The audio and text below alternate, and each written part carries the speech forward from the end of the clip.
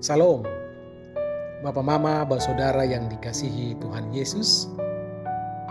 Kita akan mendengarkan renungan Sulu Injil hari ini, Selasa 18 Agustus 2026. Firman Tuhan terambil dari kitab Injil Matius pasal 17 ayat 24 hingga 27 di bawah tema Orang bijak taat bayar pajak. Nats firman Tuhan berkata, "Apakah gurumu tidak membayar pajak sebesar 2 dirham itu?" Jawabnya, "Tentu membayar." Bapak Mama, Bapak Saudara yang dikasihi Tuhan Yesus, perayaan 17 Agustus ditandai pengibaran bendera pusaka merah putih menjadi tradisi kebanggaan seluruh bangsa Indonesia.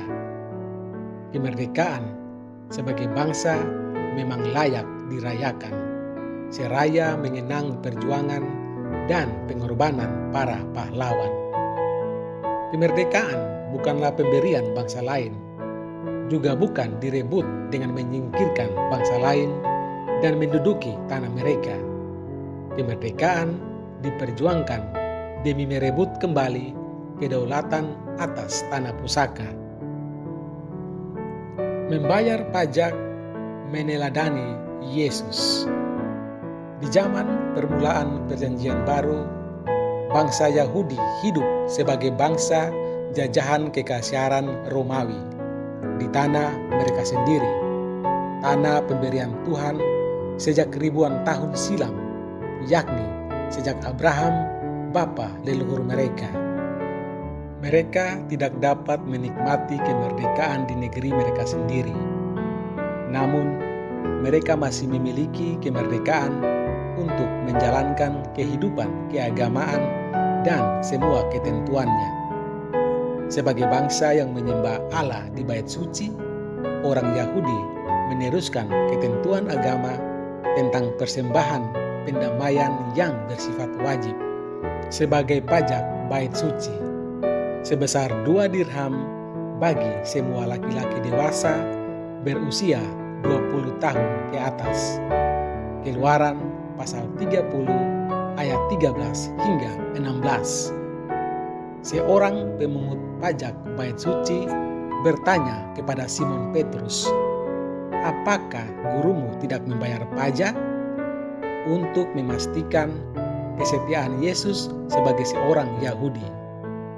Hidup di bawah jajahan bangsa lain menyebabkan sesama orang Yahudi saling mencurigai.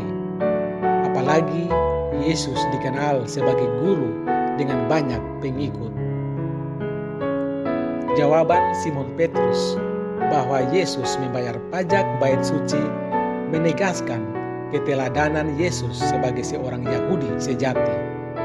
Yesus dan para murid tinggal dan melayani di Kapernaum yang merupakan kampung asal para murid Yesus. Karena terletak di tepi danau Galilea, maka Kapernaum menjadi pusat usaha para nelayan dan perdagangan ikan. Dari danau itulah Simon Petrus memancing ikan untuk dijual dan mendapat hasil senilai pajak untuk Yesus dan Simon Petrus. Hal ini dilakukan oleh Yesus agar para murid dan orang banyak menaati ketentuan agama tentang wajib pajak. Dari Yesus kita belajar bahwa membayar pajak menyatakan status sebagai warga bangsa yang bertanggung jawab dan berdaulat di tanah sendiri. Bapak Mama, Bapak Saudara yang dikasihi Tuhan Yesus, mintalah hikmat dari Tuhan bagi para pemimpin bangsa agar mereka mampu menjadi teladan dalam mewujudkan tanggung jawab melalui wajib pajak. Amin. Demikian renungan Sulu Injil hari ini. Tuhan Yesus memberkati. Shalom.